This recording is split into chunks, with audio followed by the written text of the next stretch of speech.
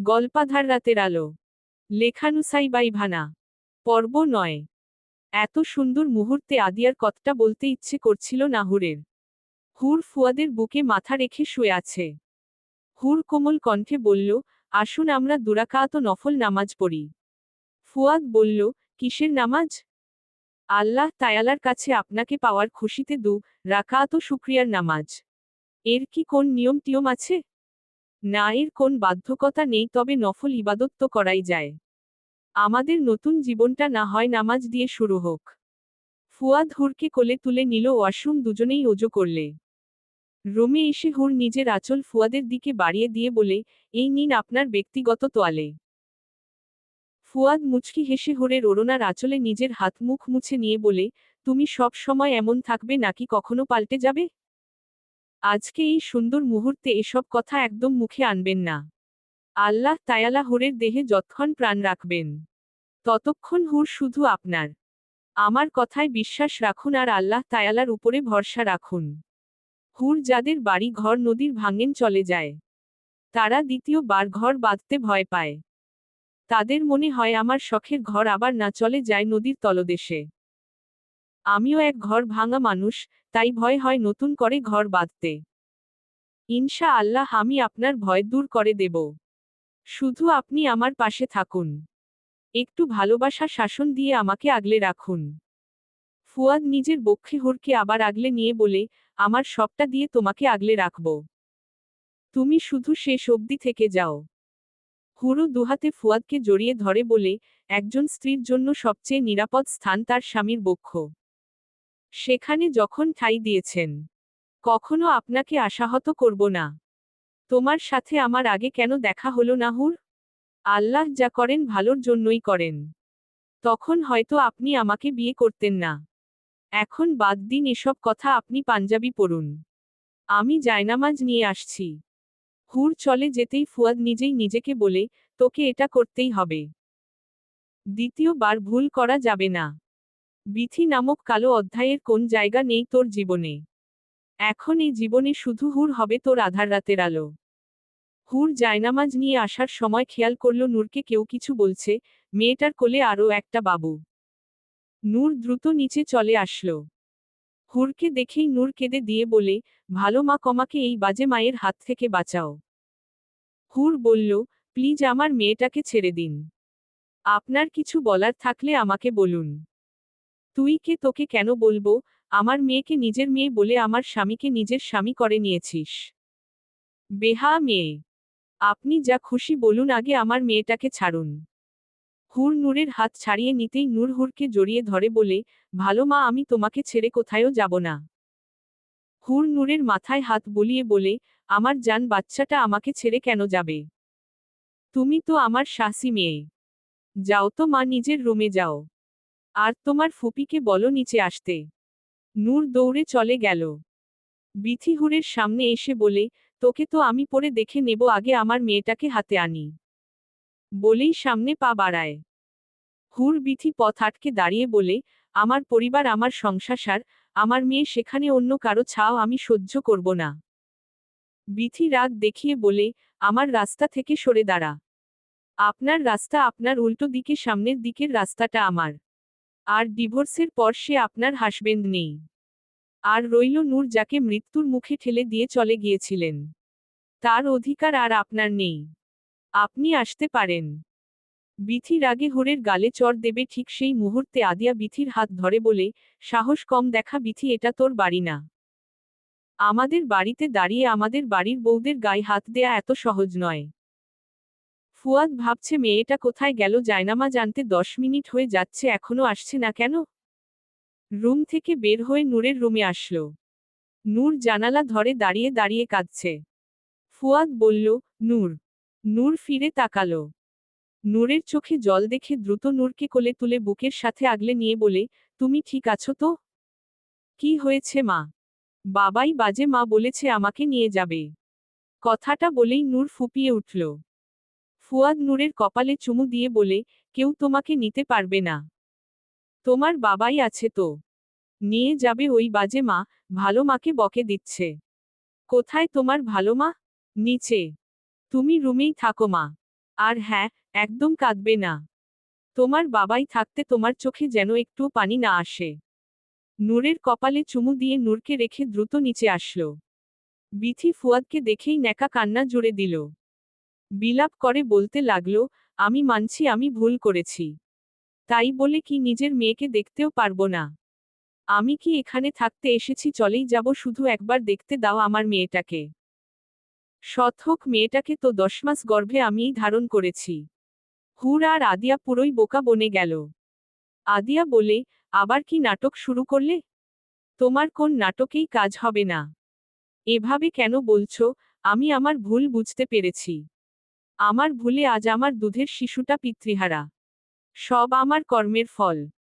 ফুয়াদ এসে বলে, আপনার এসব সংলাপ সিনেমার ডিরেক্টরকে শোনালে কোন রোল পেয়ে যাবেন। এখানে কাজের কাজ কিছুই হবে না। বিথি হুট করে ফুয়াদে এক হাতে জড়িয়ে ধরে। হুর সাথে সাথে বিথিকে সরিয়ে দিয়ে বলে, যা বলার আমার স্বামী থেকে 10 হাত দূর দাঁড়িয়ে বলুন। একদম ওকে টাচ করবেন না। বিথি রাগে ফুঁসতে ফুঁসতে বলে, ওর সারা শরীরে আমার স্পর্শ লেগে আছে। সেগুলো কি করে মুছবে? হুর বলে, লেগেছিল কিন্তু এখন নেই। এখন তার শরীরে প্রতিটি স্থানে আমার স্পর্শ, তার হৃদয়ে আমার ভালোবাসা। সেই ভালোবাসা তোমার স্পর্শ মুছে দিয়েছে। ফুয়াদ হুরের মাথাটা নিজের বুকে চেপে রেখে বলে, আমার বিবিজান প্লিজ শান্ত হন, এসব পচা শামুকে আপনি পা কাটতে নামবেন না। আমি আপনার মানে শুধুই আপনার।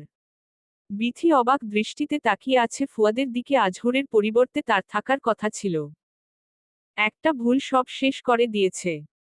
হুর ফুয়াদের হাত ধরে বলে, আপনার আদেশ আমার মাথার উপরে। আপনি যা চাইবেন না তা আমি কখনো করব না। জানেন একদিন হুজুর ক্লাসে বলেছিল স্ত্রীর দায়িত্ব হলে স্বামীর আদেশ নিষেধ মেনে চলা। তার কথার উপরে কথা না বলা। তাহলে সেই সংসারে শয়তান প্রবেশ করতে পারে না। আর আমাদের সম্পর্ক পবিত্র ও হলাল। সেখানে আমি শয়তান প্রবেশ করতে দেবও না। বিথি এবার উপায় না পেয়ে আম্মি আম্মি বলে চিৎকার করতে লাগল। আদিয়া বলল, সে কোনোদিন তোমার ডাকে সাড়া দেবে না। তার চেয়ে যেভাবে এসেছ সেভাবেই চলে যাও। শুধু শুধু তোমাকে টানাহেচড়া করে বের করতে চাইছি না। বিথি নিরুপায় হয়ে চলে গেল। ফুয়াদ দীর্ঘশ্বাস ছেড়ে বলে, ভাগ্য বড়ই নিষ্ঠুর। হুর বলে, নিজের কর্মের ফলকে ভাগ্যের ঘাড়ে চাপিয়ে দিলে কি হবে? কথায় তো আছেই, যেমন কর্ম তেমন ফল।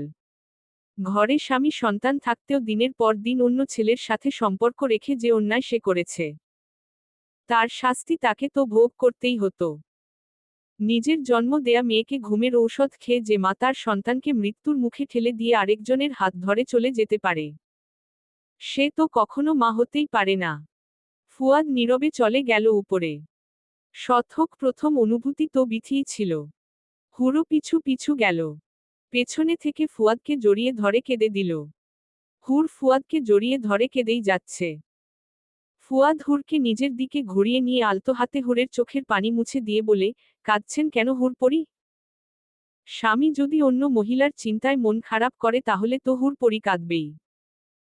ফুয়াদ হুরের গাল টেনে বলে, আপনার স্বামী তার হুর পরি ছাড়া আর কারো কোন মেয়ের কথা ভাবতে পারবে না তাই তো? হুর মাথা নাড়িয়ে সম্মতি জানালো। আহা, তাহলে আপনি কে? আমার জীবন থেকে তো মেয়েদের ভাবনা বাদ দিতে হবে। হুর আর একটু শক্ত করে ফুয়াদকে জড়িয়ে ধরে বলে, আরে হো হো, আমি নূর, বোন আর মায়ে ছাড়া সব মেয়ের ভাবনা বাদ। ফুয়াদ হুরকে জড়িয়ে নিয়ে বলে, ওকে বিবিজান, এবার চলুন, আমার মেয়েটা তো একা আছে। হুর ফুয়াদকে ছেড়ে দিল। নিজের হাতে চোখের জালটুকু মুছে নেবে তার আগেই ফুয়াদ নিজের হাতে হুরের চোখের জল মুছে দিয়ে বলে, আপনার চোখের জল মুছে দেয়ার অধিকার শুধু আমার। নূর বসে আছে উদাস হয়ে। হুর আর ফুয়াদ দুজনে নূরের দুপাশে বসে নূরকে আগলে নিয়ে বলে, আমার জান বাচ্চাটা মুখ ফুলিয়ে রেখেছে কেন? সে কি জানে না তার ভালো মা তার মুখ ফুলোনো দেখলে কষ্ট পাবে? নূর হুরকে জড়িয়ে ধরে বলে, ভালো মা, আমি তোমাদের ছেড়ে যাব না। আমার বাচ্চাটাকে আমি কোথাও যেতে দেব না, তুমি তোমার বাবাই আর ভালো মায়ের সাথেই থাকবে। নূর দুজনের গলা জড়িয়ে একে একে দুজনের গালে চুমু দিল। হুর নূরকে কোলে তুলে নিয়ে ফুয়াদের উদ্দেশ্য বলল, আপনি রুমে যান, আমি নূরকে খাইয়ে ঘুম পাড়িয়ে আসছি। ফুয়াদ নিজের রুমে যাওয়ার সময় হঠাৎ তার চোখ আটকে গেল। নিজের চোখকে বিশ্বাস হচ্ছে না। আদিয়া নামাজ পড়ছে। আদিয়া নামাজ শেষ মোনাজাত ধরল। বেশ সময় নিয়ে আল্লাহ তায়ালার দরবারে কান্নাকাটি করল। নিজের ভুলের জন্য ক্ষমা চাইল। জায়নামাজ ভাঁজ করে রেখে নিজের চোখের অশ্রুগুলো মুছে নিল। ফুয়াদ দরজায় কড়া নেড়ে বলে, আসতে পারি? আসো। ফুয়াদ ভেতরে আসলো। অদিয়ার পাশে বসল। কিছুক্ষণ চুপ থেকে বলল, আমি সত্যি অবাক হয়েছি। তুই নামাজ পড়ছিস। তোর এই পরিবর্তনটা আমার হৃদয় ছুঁয়ে গেছে। ভাইয়া, জীবন বড়ই অদ্ভুত জানো তো, আমরা জীবনের অর্ধেক সময় ভুল কাজেই ব্যয় করে দেই। দেখো হুর, মেয়েটা কি জ্ঞানী। একটা মেয়ে, এইটুকু বয়সে কত বুঝো তার। ও আমাকে বলল, নামাজ মানুষকে সমস্ত খারাপ কাজ থেকে বিরত রাখে। আপনি নামাজ পড়া শুরু করে দিন। আমি বলেছিলাম, আমার এত এত অন্যায় আল্লাহ তায়ালা ক্ষমা করবে? ও বলল, আল্লাহ তায়ালা দয়াশীল। যদি কেউ নিজের ভুল বুঝতে পড়ে অনুতপ্ত হৃদয়ে আল্লাহ তায়ালার কাছে ক্ষমা যায় তাহলে তিনি ক্ষমা করে দেন। আমরা ডিপ্রেশনে থাকলে ডিপ্রেশন কাটানোর জন্য গান শুনি, সিনেমা দেখি, কিন্তু হুর বলল, তুমি নামাজ পড়ো, জিকির করো। একাকিত্বে আল্লাহ তায়ালাকে স্মরণ করো, দেখবে তোমার অন্তর প্রশান্তিতে ছেয়ে গেছে। তার কথা মতো কাজ করে দেখলাম। এখন মনে হচ্ছে আমার সাথে যাই হোক ভালোই হবে। কিন্তু এ ভুলের মাসুল আমি কিভাবে দিব? আল্লাহ তায়ালা আমাকে ধৈর্য ধরার তৌফিক দান করুক। আমিন। ফুয়াদ অবাক দৃষ্টিতে তাকিয়ে রইল আদিয়ার দিকে, গভীর চিন্তায় মগ্ন। মনে হচ্ছে তার চঞ্চল বোনটার মনে কোন তুফান চলছে। সরাসরি জিজ্ঞেসও করতে পারছে না। দ্বিধা কাজ করছে। আদিয়া বলল, কি ভাবছো ভাইয়া? কিছু না তো। আচ্ছা তুই থাক, আমি যাই। একটা কথা বলি ভাইয়া। হ্যাঁ বলো, একটা কেন, যত খুশি বল। তুমি মেয়েটাকে মেনে নাও। সবার জীবনে দ্বিতীয়বার বসন্ত আসে না। তোমার জীবনে দ্বিতীয়বার বসন্ত এসেছে। কালবৈশাখী ঝড়ের আগেই বসন্তকে আপন করে নাও। হারাতে দিলে এই শহরে ক্যাবা রাখে খোঁজ। নিখোঁজ সংবাদ বিলীন হচ্ছে অন্ধকারে রোজ। ফুয়াদ মুচকি হেসে বলে, এ বসন্তকে আর যেতে দিচ্ছি না। হাজার কালবৈশাখী ঝড়ের পরেও আমার এই ব্যক্তিগত বসন্তকে আগলে রাখব। তোমার জন্য শুভকামনা রইল ভাইয়া। নতুন জীবন সুখের হোক। ফুয়াদ নিজের রুমে চলে আসলো। আজকে তার বিষাদের রাত হওয়ার কথা ছিল, কিন্তু আজ কেমন ফুলশয্যার রাতের মতো এক্সাইটেড লাগছে। কেমন অস্থির অনুভূতি হচ্ছে। সবকিছু কেমন গুলিয়ে যাচ্ছে। একজন প্রাপ্ত বয়স্ক মানুষ হিসেবে যেটা বড্ড বেমানান। রুমের মধ্যে পায়চারি করছে, কি থেকে শুরু করবে, কি বলবে সেসব ভেবে ভেবে অস্থির। এসির বাতাসেও ঘেমে যাচ্ছে। অনেক ভাবা ভাবির পর হাতে মোবাইল নিল, স্ত্রীর অধিকার শরীয়ত মোতাবেক কি কি, এটা লিখে সার্চ দিল। তারপর হুট করে সেদিনের হুরের গাওয়া গজলের কথা মনে পড়ল। সার্চ দিল সঙ্গিনী গজল লিখে। পেয়েও গেল। ঘণ্টা খানিক সময় নিয়ে সেটা শিখল। তারপর মুয়ানাকার দোয়াটাও শিখল। এখন সেটা বারবার পড়ছে। অর্থ, আল্লাহ পাক আমাদের মধ্যে আল্লাহ ওয়াস্তে পরস্পর মোহাব্বত ও ভালোবাসা বৃদ্ধি করে দিন। আলো বেগম রেহানা বেগমের মুখোমুখি বসে আছে। রেহানা বেগমের দুচোখে অশ্রু টলমল করছে। যে কোন সময় গড়িয়ে পড়বে। দুজনেই চুপ, কারো মুখে কোন কথা নেই। বিথির বড় বোন বর্ষা নীরবতা ভেঙে বলে, আম্মি যা হয়েছে সেটা ঠিক হয়নি, আমরা মানছি। কিন্তু তাই বলে কি নিজেদের মধ্যে সম্পর্ক শেষ করে দেব? আলো বেগম কাটকাট ভাষায় বলে দিলেন, আমার আপনাদের সাথে কোন সম্পর্ক নেই। যে জিনিস ভেঙ্গে যায় তা জোড়া লাগানো যায় না। আর লাগালেও সেখানে দাগ থেকেই যায়। আম্মি, বিথির ভুলের জন্য আমরা ক্ষমা চাইছি। ওকে ক্ষমা করে দাও। একটা ভুল করেই ফেলেছি, এটা নিয়ে পড়ে থাকলে হবে? সে কোন ফিডার খাওয়া বাচ্চা নয় যে তাকে ক্ষমা করে দেব। আমার ছেলের জীবনে ওর ছা আমি সহ্য করব না। তুমি না চাইলেও তো সম্পর্ক একটা থেকেই যায়। অস্বীকার তো করতে পারবে না। নূরের মা বিথি এই নারীর টান কিভাবে ছিন্ন করবে? সেটা অনেক আগেই ছিন্ন করে আপনার বোন চলে গিয়েছিল। আর আমার ছেলের গোছানো জীবনে আর কোন কালো ছা পড়তে দেব না। আর শরীয়ত অনুযায়ী ডিভোর্সের পর আর সেই স্ত্রীকে ফিরিয়ে নেওয়া যায় না। ওইভাবে না নাও, তোমাদের বাসার এক কোনায় পড়ে থাকবে, শুধু ওর মাথা গোজার ঠাঁই দাও। আমার বাড়ি কোন ধর্মশালা বা আশ্রয় কেন্দ্র নয়, যে যাকে তাকে থাকতে দেব। বর্ষা বুঝে গেছে কোন লাভ হবে না, তাই কথা না বাড়িয়ে ডিরেক্ট বলে, আমরা নূরের জন্য কেস ফাইল করব। হয়তো তোমরা বিথিকে তোমাদের বাসায় থাকার অনুমতি দেবে, নয়তো নূরকে বিথির হাতে তুলে দেবে। আপনাদের মানসিকতা যে কতটা নোংরা সেটা আমি জানি। আপনাদের যা ইচ্ছে করতে পারেন, দেখি আইনের দৌড়ে কে কতদূর যেতে পারে। আলে বেগম উঠে আসার আগে একবার রেহানার দিকে তাকিয়ে বলে, শুনেছি মেয়েরা মায়ের মতো হয়। তোর মনে যে এত নোংরামি ছিল বুঝতেই পারিনি। এখন মনে হচ্ছে দুধ কলা দিয়ে কাল সাপ পুষেছিলাম। আলো বেগম চলে যেতেই রেহানা বেগম কেঁদে দিয়ে বর্ষাকে বলে, এই ঘোর পাপ তোরা করিস না। যে যেমন কর্ম করে তেমন ফল পাবেই। অন্যায়ের সঙ্গ দেওয়া আরো বড় অন্যায়। তোমার নীতি বাক্য তোমার কাছে রাখো।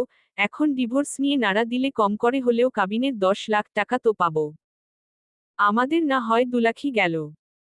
লোভ সব সময় মানুষকে ধ্বংস করে, কথায় তো আছেই লোভে পাপ, পাপে মৃত্যু। তুমি মাঝখানে আসবে না বলে দিলাম। মা হয়ে কয় মেয়ের সাথে থাকবে তা না করে বোনের পক্ষ করো। কেমন মা তুমি? নিজের মেয়ের দুর্দশা চোখে পড়ে না? তোমার চোখ নাকি চুলো? যা করার বোনটার জন্য আমাকেই করতে হবে। সফল তো হতে পারবি না।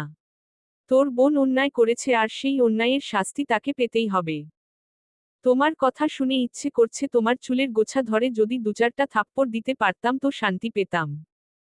রেহানা বেগম আশ্চর্য দৃষ্টিতে নিজের মেয়ের দিকে তাকিয়ে রইলেন। চোখ থেকে অশ্রুকণা গড়িয়ে পড়ছে। এই মেয়েদের সে জন্ম দেয়ার জন্য এত যন্ত্রণা সহ্য করেছে। বিথি ঘরে ঢুকে বলে, এদেরকে কিছু বলে লাভ নেই। দুবনি এক। যা করার আমাদের করতে হবে। তুই সুজনকে ধরতো বনু। ছেলেটাও আমার ক্লান্ত হয়ে গেছে। ওই বাসায় কেউ তোকে কিছু বলেছে? রীতিমতো অপমান করেছে। আর ওই ফুয়াদ যাকে ভেজা বেড়াল ভাবতাম, সে তো আসলে শেয়ানা পাবলিক। আমার সামনে ওই মেয়েটাকে জড়িয়ে ধরল। আর কি ন্যাকা ন্যাকা কথা। হুর নূরকে ঘুম পাড়োয় রুম থেকে বের হলো। আলো বেগম তখন মনমরা হয়ে নিজের রুমে ঢুকবেন। হুর দ্রুত নিচে যেয়ে এক গ্লাস লেবুর শরবত করে নিয়ে আসলো। আলো বেগমের দিকে শরবতের গ্লাসটা বাড়িয়ে দিয়ে বলে, মা এটা খেয়ে নিন, আপনাকে বড্ড ক্লান্ত লাগছে। এই প্রথম হুরের মুখে মা ডাক শুনে আলো বেগম আনন্দিত হয়। শরবতের গ্লাসটা হাতে নিয়ে বলে, আমি জানি তুই পারবি সব মোকাবেলা করতে। তোর উপর আমার ভরসা আছে। আগে শরবতটা শেষ করে নিন, পরে কথা বলুন। আলো বেগম শরবতটা পান করে গ্লাসটা বেড সাইড টেবিলে রেখে বলে, তুই আমার ছেলেটাকে কোনভাবেই আর একা ছাড়বি না তো হুর? চলবে। গল্পটা কেমন লাগলো জানাবেন ও সাবস্ক্রাইব করতে ভুলবেন না প্লিজ।